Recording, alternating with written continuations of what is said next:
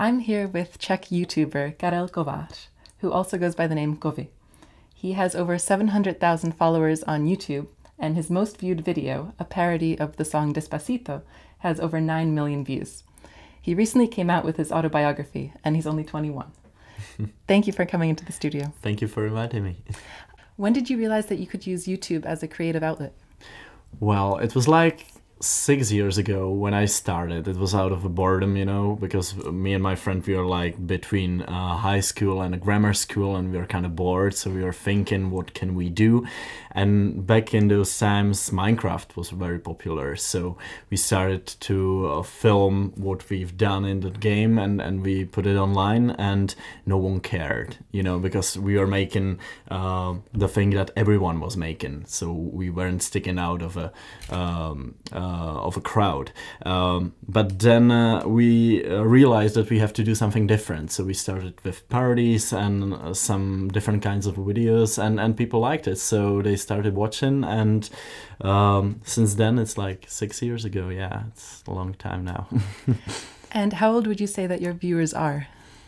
Well, it's pretty hard to say actually nowadays, because in some of my videos I talk about politics, I talk about economy and some more serious topics, so my viewers are often parents as well, but I would say that my average viewer is about around like 15 or 16. It's probably a girl, but nowadays I have a very diverse community, I would say. And what issues do you think are important to talk about in public? Well, I was thinking about that a lot, because I follow politics and I follow what's going on in the public sphere. So I was thinking, like, I talk to so many people, and I probably should do something more than just a careless fun. So I started to tackle some more serious topics, and people actually liked it. So I was very happy about that, and I tried it several times, and now I think I do a lot of serious videos, which can sound like a serious topic, but I try to do it in a fun way, kind of, to make it more bearable to watch. And what were some of these? I know there was voting. Yeah, it was voting. It was the Facebook scandal, the recent one with Cambridge Analytica. Right. It was like free political videos. I try to motivate people to go vote. I think that's important. And I try to send a message that young people care about these things. But, traditional media sometimes kind of struggle to talk to young people about these topics. Right.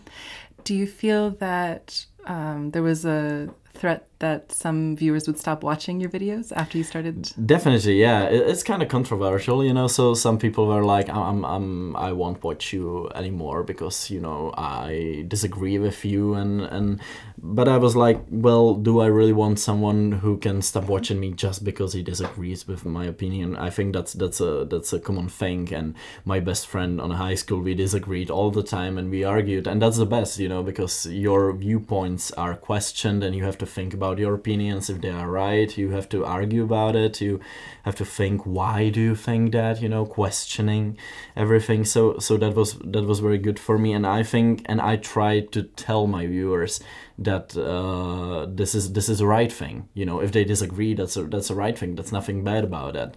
Just let's talk about it. So you're trying to teach them how to openly debate and not just That's argue without yeah. listening to other people. Because I think it's sometimes, the problem of social media. People have one angle of view, and they think that that's the only one. That's the only right angle of view, and they can swear and do all these things, and they can't really, question their ideas or opinions. So they are so sure that they are right. It's weird, and we think about it a lot as a creators and as a people who grew up with social media.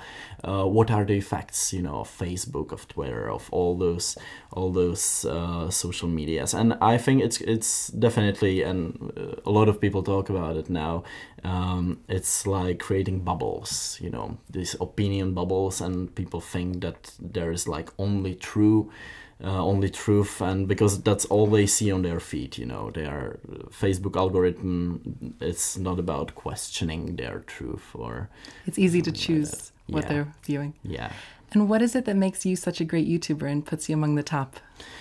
Well, I don't know. I try to like what I do, you know, so I try to experiment a lot because I think you have to move forward all the time. You know, it's kind of toxic when you do the same stuff all over again for like 5 years. Some YouTubers are then tired of it. They don't really like it anymore. And you can tell from those videos, you know. So I try to come up with new concepts, with new angles, and I try to like what I do. And I actually still like it after 6 years. So I'm super happy about it. And what part is your favorite?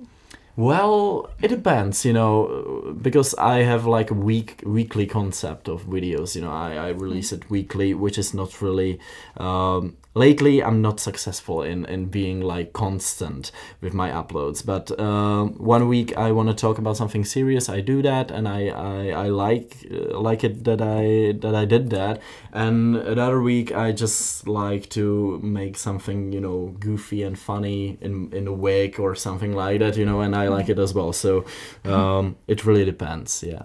But do you feel that they still take you seriously even though you're in a wig 1 week and talking about politics? I think that if you want to be taken seriously, if you want people to take you seriously, you have to be kind of like believable, you know. I couldn't imagine that I would like sit behind a table every week and I would talk about politics in a very serious way, you know, in some suit or something. I wouldn't even believe it, you know, myself. I would be like, that's not me, you know.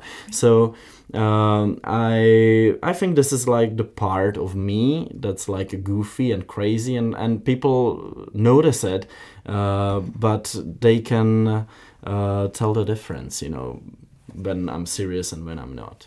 Right. So that's it. And this career has opened many doors for you. You were recently at the Winter Olympics in South Korea. How was that? That was exciting. That was very good. I was like, is that really like a serious offer? Because they were like, do you want to come to Olympics? And I was like, well, is that a joke? Or can I really go? And I was so happy about it. And it was amazing, you know, to see this all live in action. And I was so surprised by the size of it all. It's so huge, and the organization, it has to be so hard. So I was like looking around all the time, you know, impressed, and it was amazing. I think that video was really, I enjoyed filming that, and I think the final video I was super happy about it, you know, because it was full of story, and it was really like the true point of view. And I think I captured a lot of emotions and a lot of things that I felt. So all my travel videos are basically something like a, you know, box of feelings and emotions that I try to keep. And I sometimes watch it over like in 2 years and remember that. Right. Yeah. And it was interesting to see in the video that there was a little piece of the Czech Republic there. Yeah. Because our team always build a Czech House, it's called. So they have a Czech beer and Czech bread and stuff. So fans from all over the world, they can come and they can taste it. And it was amazing that the house was open to all, you know, because like the French house or the Japan house, they were all closed for like only VIPs, but the Czech House was open. So like Canadians and even Italy's, you know, sometimes came in to celebrate and drink Czech beer, you know, and they were happy. So that was amazing. You were also invited to interview the president of the European Commission. Yes, that's right. I that was like 1 year ago, I think. Now time flies, yeah. And it was a weird experience, I have to tell you, because, you know, I was the first Czech person to interview this guy, and some Czech journalists were like, I'm waiting for that my whole life, you know, to interview someone like that. And now some Czech YouTuber he comes and he stole, and he, you know, so it was kind of funny to talk with journalists about that. And it was out of my comfort zone, you know, 100%, because I've never done an interview with anyone, and this was like a well-skilled politician. So having an interview in English with this guy, it was very hard. Well, I think your English was very good in that video. Yeah, I make a lot of mistakes. You can notice from what I'm saying here, you know, sometimes there is like 1 or 2 mistakes, but I always say to my fans that you have to talk, you know. You make mistakes, everyone makes mistakes, and people who are from England, who are from US, they always like appreciate that you try, you know. They know you make mistakes, and the most stupid thing is that you laugh to someone for making mistakes, you know. That's the only way how you can learn the language, and I think that year after year I'm better and better.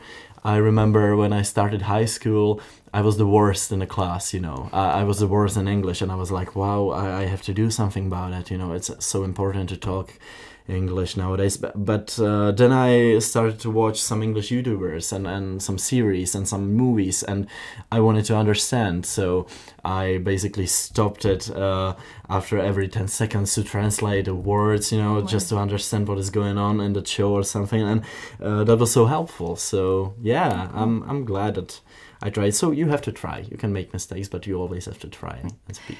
And the interview, it was about refugees and the EU-Turkey relations. Were you pleased by his answers, or did you feel like he did answer your questions? You know, I was kind of offensive, I think. Not really like in a bad way, you know, but I tried to challenge his opinions, you know, because European Union is a huge institution, and to pass some law or pass some basically anything, it's so hard. So I tried to ask him if Europe is ready for another refugee crisis, and what about the Turkey relations, you know, because only one way Europe and European Union criticize the Turkey for their move out of a democratic, basically out of democracy, you know. They are coming more forward and forward from there. So that was my question, and you know, you can tell that he is not really that he knows that those things can be done better, but I don't really think that those politicians realize the seriousness of this all, or maybe they do, but they can't do anything about it. I was kind of sad after that interview, because I really felt that he's kind of disconnected from European citizens. My first question was about moving European Parliament between Brussels and Strasbourg, which is a big topic. You know, it's very expensive. It's not even good for environment, because they fly by planes, you know, and it's very expensive. So I challenged that with his State of Union, which was his speech the day before, and he talked about how European Union wants to lead the movement for environment. So I asked him, you know, it costs a lot, and it harms environment, and he was basically like, well, there's nothing that can be done about it, you know. We can't do anything about it, because that's like history, and history is costly. And I was like, what is he talking about, you know? So yeah, I wasn't very happy, but you know, European politicians, that's hard. I expected that. Well, I'm sure it was useful for everyone involved to have a different yeah, input. definitely, yeah. Well, I'm going to bring it back to a lighter topic. Do you have any memories of interactions with fans that really stick in your mind? Maybe ways that you've impacted them, or they told you that you impacted their lives? Well, it's amazing. I remember that 2 weeks ago we premiered the movie Love, Simon in the Czech Republic, which is basically the movie of coming out of age, you know, and coming of age, and LGBT orientation and coming out and friendship and love and everything. Right. And the fans that came to that premiere were amazing, you know. They just, after the movie, they came and they told me so many stories of you know, sometimes when you film the videos and you just release it, and you don't really realize the impact you have. Right. But when you meet the people and when they tell you, it's amazing. And sometimes it's very hard for me to somehow bear with that, you know, because some of those stories are pretty like harsh, and some people and some young people have it hard, you know. So yeah, it's amazing to meet the people and to hear the stories, and it's even more important than for me to keep going and to entertain them and to show them something that maybe they don't see often on their Facebook feed, or I don't know what. Right. So do you feel like you're opening a discussion about LGBT that you think is very useful in Czech society? Well, yeah, I was kind of surprised that I was the first Czech YouTuber, like the Czech big YouTuber who came out, you know, because I know that I'm not the only one, but people are still kind of afraid, or maybe they don't know how fans would take it, but the reactions were amazing. I was so happy about it, you know, so that was good. That's wonderful. But yeah, I still don't know, you know, because the discussion it moves forward very much in the Czech Republic for last few years. But I think there is still a lot to be done, and you know, young people in the Czech Republic, they need a role model, or at least someone who will talk about it openly. A lot of Czech celebrities are in this way, but it's like a public secret, and they don't really talk about it because they are like, we don't know how this will affect something. But I think this is irrelevant now, you know. I think in like 1 or 2 years they'll be completely irrelevant. So I'm still surprised why some of those people hide it. Hard to say. I don't know. Is this part of the reason why you decided to write your autobiography at the age of 21? Well, yeah, that was the real adventure, you know, because they asked me to do that, and I was like, I have no idea what I should write about, you know, because I'm here for like 21 years and I haven't survived any war, or I'm living my privileged life, you know, what should I write about? But then I realized I have stories to tell which can be super ordinary, but that's it. Some people view me as someone who is not really human, you know. It sounds weird, but some people are like, you have a perfect life, you travel a lot. So I wanted to show the different side that I don't really talk about that much. Maybe a bit more sad, a bit more depressing, you know, but that's a part of the life of anyone. And some people were surprised, actually, that I have these stories as well to tell, you know. They were like, you seem always so happy from your videos and stuff. So we were surprised to read that. Yeah, so that was maybe nothing new, and but I really liked it. I enjoyed a lot writing of that book, and I always say that I save up a lot of money for a therapist, you know, because that was a big therapy to write a book. Oh, that's wonderful. And what are your future plans and projects? Well, I actually don't really have any plans for a future, or at least not any plans for like another 4 or 5 years, you know. I don't know what will happen. No one knows. When you're online and when you're making content online, everything can change. I remember big conferences 2 years ago about Snapchat. Snapchat's now dead in the Czech Republic. No one uses that anymore, you know. So you never know what's going to happen.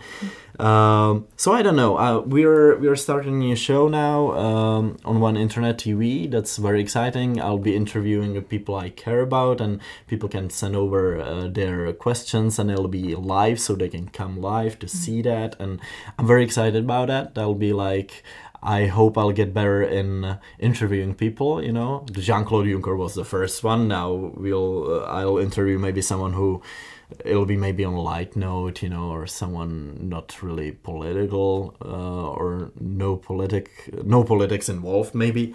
Hard to say. So I look forward to that.